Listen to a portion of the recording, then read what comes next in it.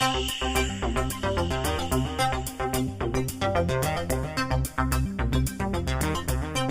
are listening to Future Voices, a podcast brought to you by Beha Futures Foundation.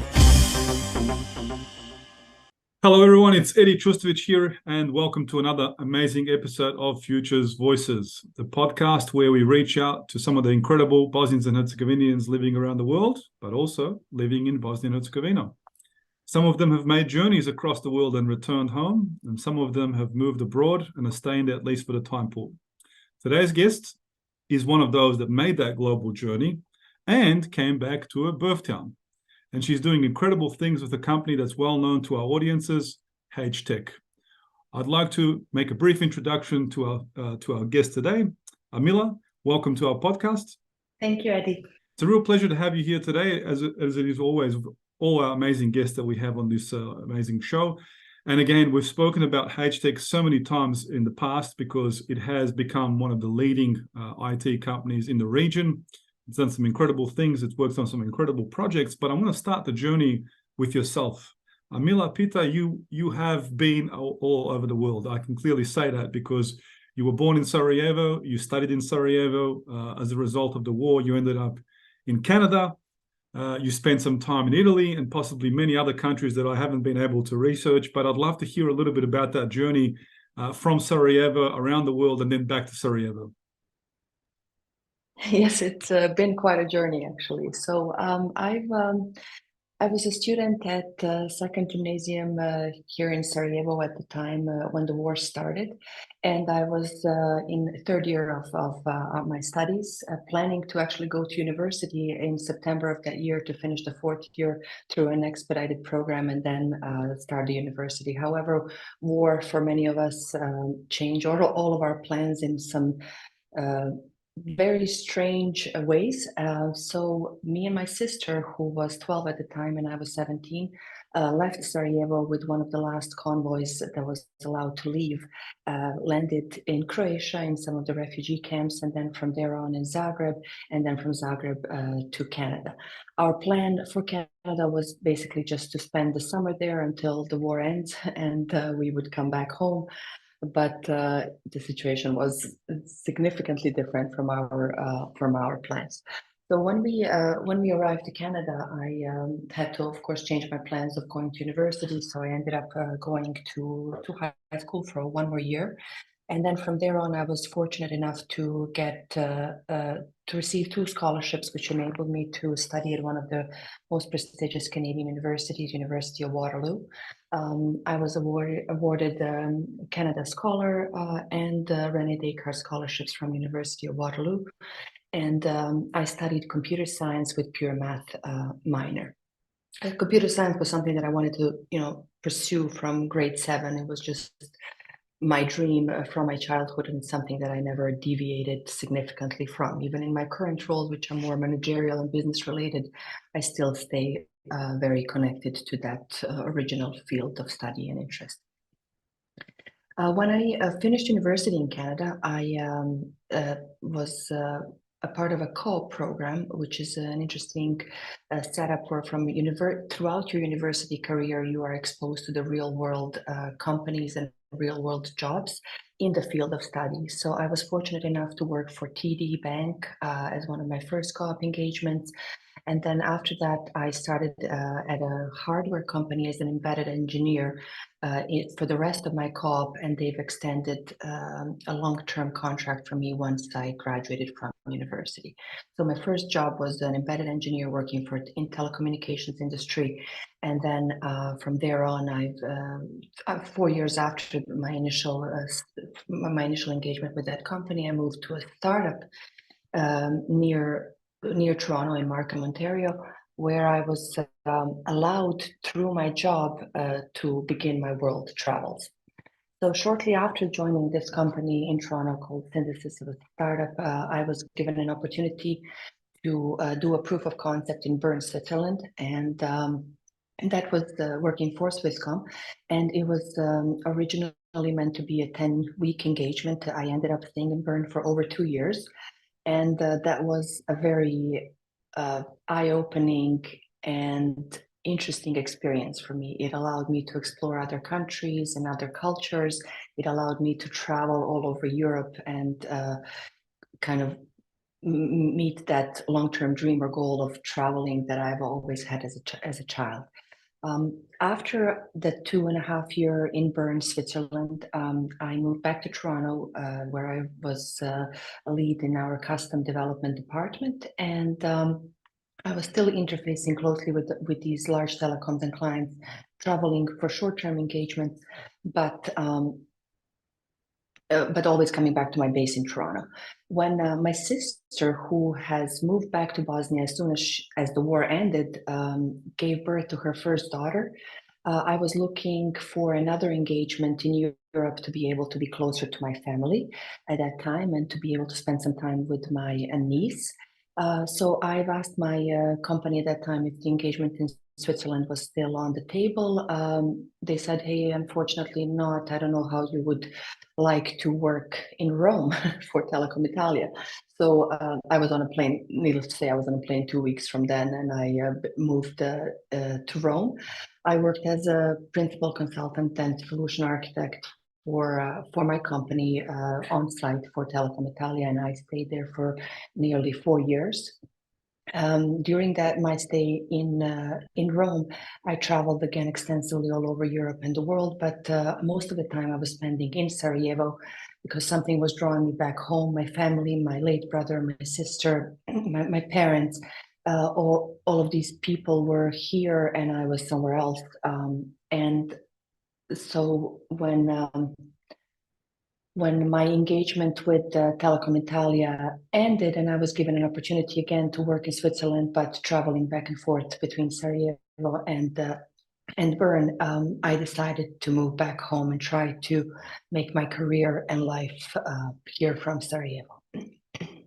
And so when you ended up in Sarajevo, I'd like to just briefly talk about that transition, because you spent a good part of your professional career up until that point in other countries. Obviously, the business ethic is different, the work culture is different, the language is different. Everything about that world is different. You transitioned into Bosnia. What was that transition like for you to start with? Honestly, it was difficult. It was, I did feel like a foreigner in my own country at that time. I felt like I'm home, but I don't really belong at the beginning, until I managed to find my niche and then truly felt at home here. The biggest challenge was, as you mentioned, actually work ethics, or not work ethics. People are hardworking and very intelligent, just a different way of working. Maybe work culture is different than it is in the Western world. And I found that the communication style and again, work culture is what really made the biggest difference for me. At the same time, in the context of the society, I found it difficult. I found the lack of order and structure a little bit. Being the type of person that I am, I found that a little bit unsettling. But things have significantly changed from when I first came back here to now.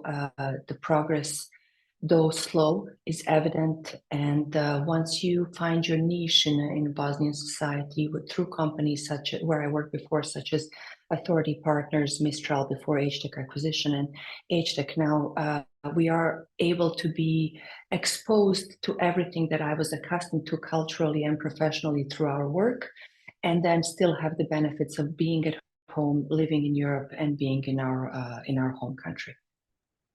And I want to touch on your current role. So currently in the organization there at HTEC, you're basically leading client success, or director of client success, but you've been in roles in business development and sales for quite a long time. But I also love the fact that you still stay in touch with all the technology. I mean, it's an important part of the world that you work in. And I just want to reference something from your biography, because I think it's actually quite interesting, where you say that you're an experienced IT professional, but understands how businesses can up their game, achieve sustainability, and remain competitive in the age of exponential technological advancement. Can we talk a little bit about those three key components there: upping their game, achieving sustainability, and remaining competitive with this looming exponential technological advancement? How are you currently doing that at HTEC? In my current role at HTEC as Director of Client Success, my key objective is to work, my function is global, and I interface closely with our engineering and delivery teams that deliver products and services to our clients.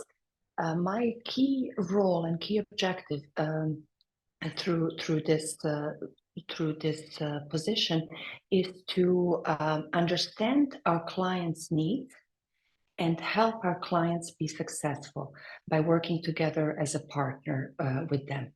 So, and my technical background and my passion for technology has enabled me to really understand their business problems, how they can be competitive and stay current in the ever-changing and very agile markets and societies, and provide them solutions from a technical perspective to help them meet those goals. So, and really going back to what you said earlier, about sustainability, we look to build solutions for our clients which can remain current and evolve through time to continually meet clients' needs. And talking about clients and international clients in particular, HTEC's clients are truly global. I believe you have clients in pretty much every country that I could pinpoint my finger on a map. How important is it for someone like yourself, or someone who works so closely with clients, to have that global exposure, the fact that you've lived in so many countries, that you've experienced so many cultures, as opposed to coming through the ranks, locally and staying put locally most of the time and building that experience purely through the online world?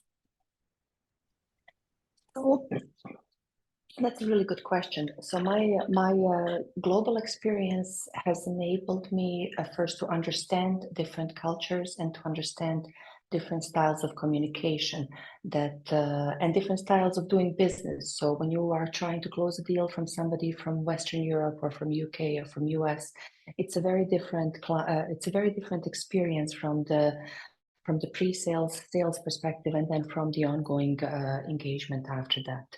So my exposure to various cultures in Europe and North America have enabled me first to understand the cultural context in which I am put when working with the client on defining a specific IT solution. At the same time, my university studies, even my high school and university studies in Canada have put much more focus on the business communication than we do currently through our education system in Bosnia.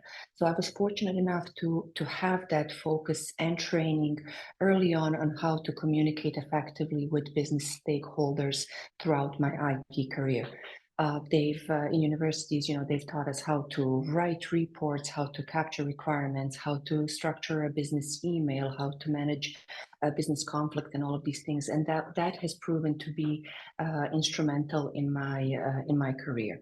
So again, having the Canadian education and that focus on business communication, and then being exposed to various cultures, and then at the same time having exposure to a large client base with various types of business problems, I'm able to, right now in my current role, I am able to really hear, understand, and support our clients in their needs.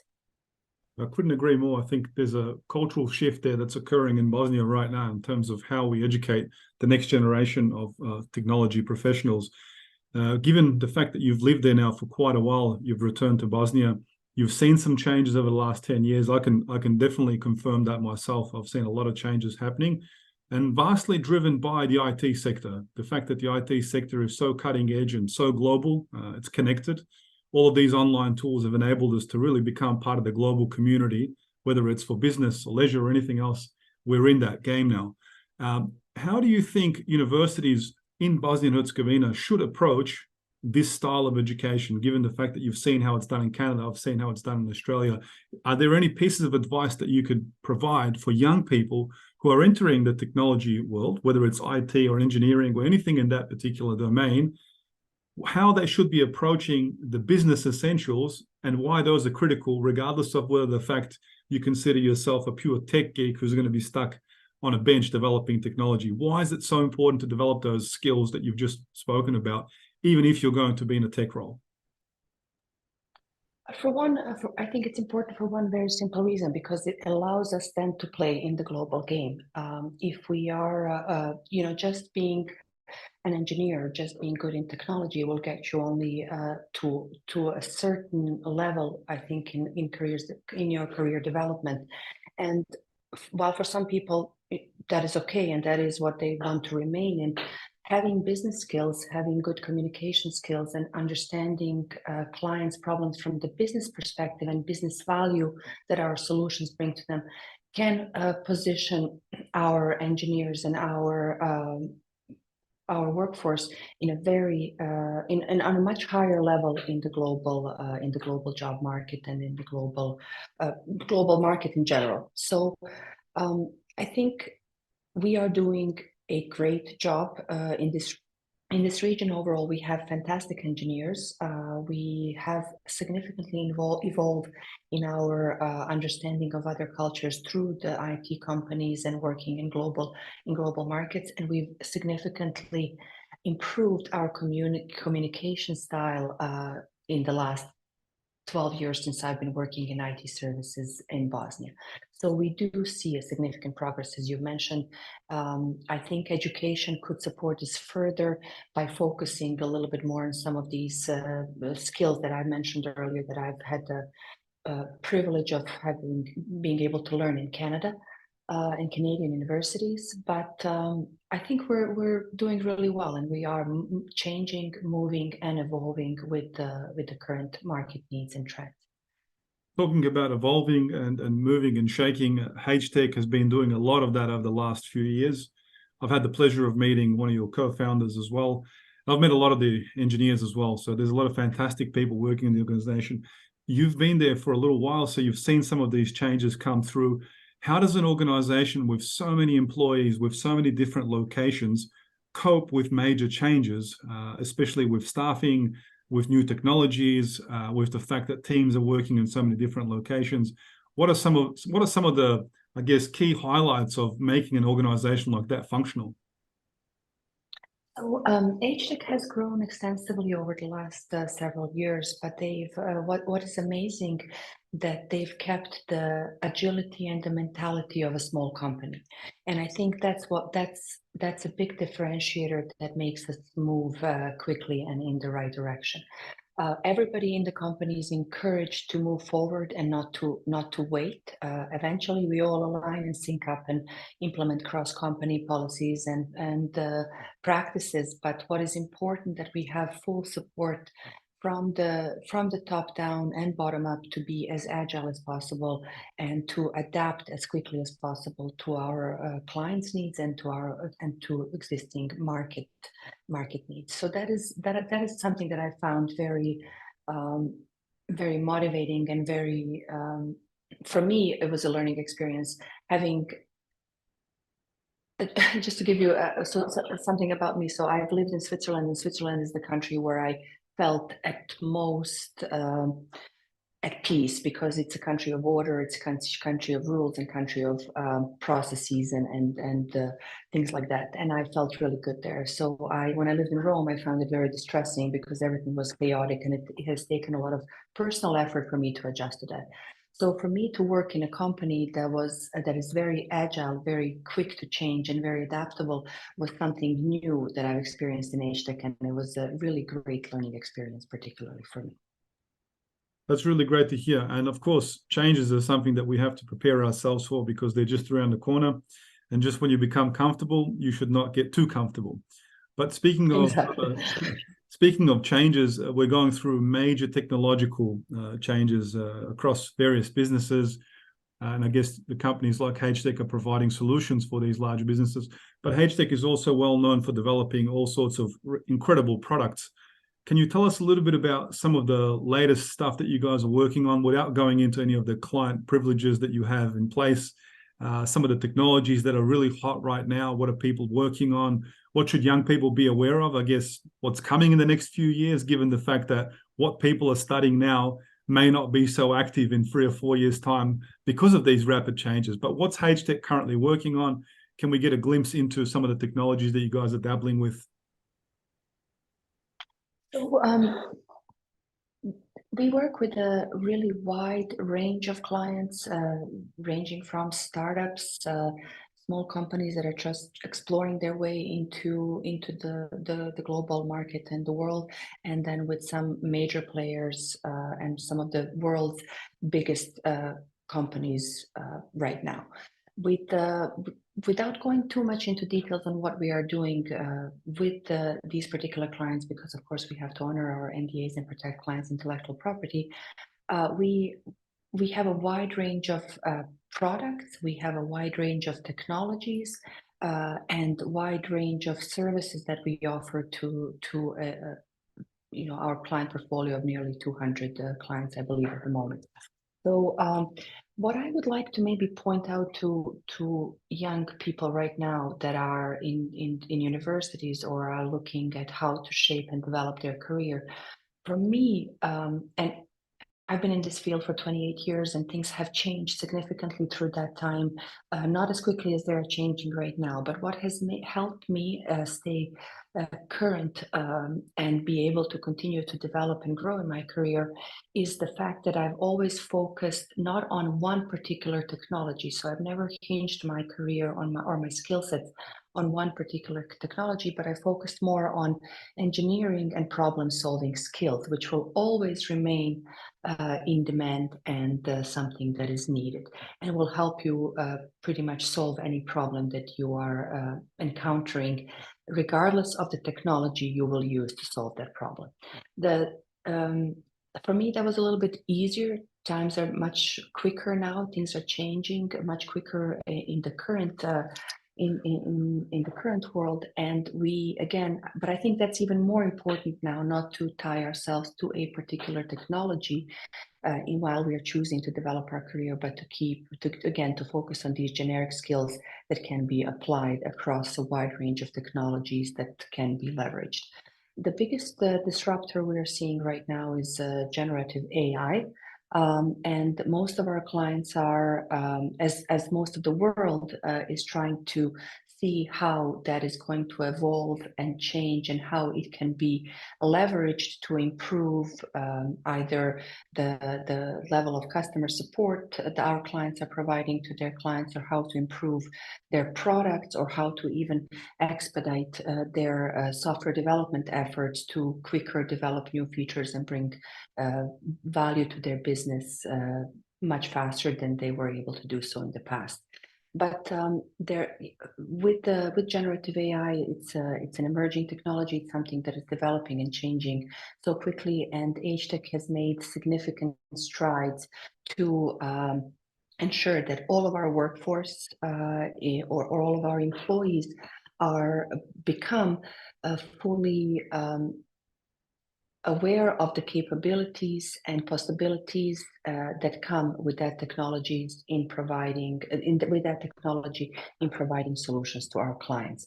We are also working extensively on building capabilities within the company and building capabilities and services in the company to be able to be ready to meet our clients' needs in the future when they have more clarity on how to leverage this technology. We're also playing an instrumental part in helping shape that vision for our clients in the future in the area of generative AI. There's some incredible stuff going on in that particular space, and I'm really glad to hear that you guys are staying on top.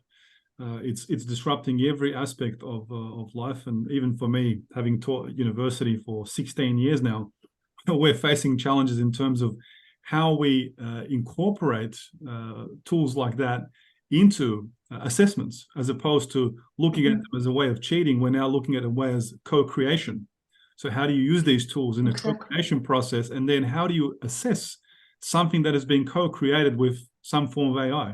And so these are the challenges that universities as well as industry are going to face in different elements of life and that entire chain of command. But ultimately, we have to keep educating ourselves. There's no doubt about that. There's no longer, this approach of 4 years or 5 years of university education. I'll just, learn things along the way. You really have to stay on top of things. And Amila, sounds like HTEC is really crushing it from that particular perspective. On that, yes, we are, and I'm really proud of that. Yes, you are. And on that note, I just want to thank HTEC again for supporting the Futures Leaders Summit and the Bosnia and Herzegovina Futures Foundation.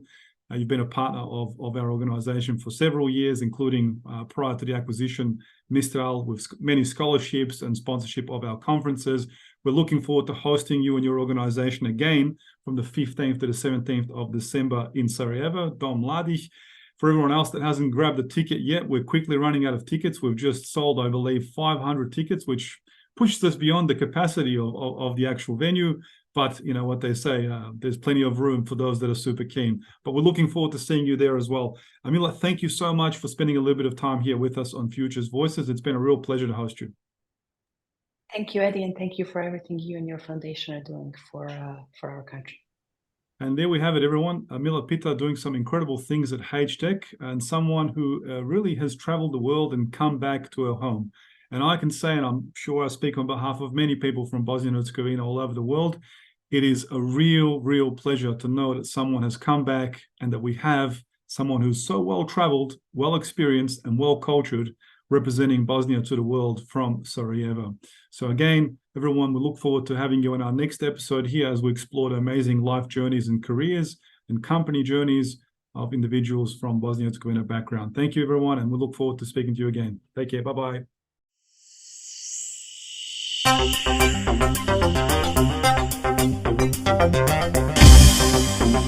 you.